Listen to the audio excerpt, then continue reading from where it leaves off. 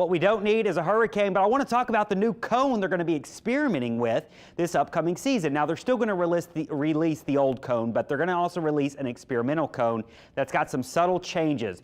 The two biggest changes coming with the cone are how they're going to draw it. So the old cone was drawn by basically figuring out where the storm was going to go and then drawing a circle of air around it. And then they would connect all the circles and you get a cone. So here's what's changing this year.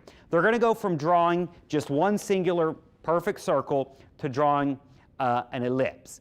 And what's going to happen here is they're going to use two different components now to draw the cone, which means the cone is going to look a little different in certain ways. But they're going to use the forward motion error and also the left to right error. I know that's a bit confusing, but what that means is that they're going to allow for a couple more variables like the forward motion itself. So that'll allow for maybe some speed error depending on how quick or fast or slow the storm is going. So that's one new component. The other new component in that experimental cone is they're going to use the 90% error rate rather than the 66.7% error rate, which means the cone is actually going to get a little bigger because it's accounting for 90% error. So what you're looking at here is the old cone from a storm a couple years ago is in red. If you were to draw it with the experimental new cone, notice it's a little wider and it also kind of pulls out and gets a little wonkier at the end because it uses that ellipse size. So all that to say is the cone's going to look a little different in the experimental mode this year. They're going to try it a couple years and see if it actually works, but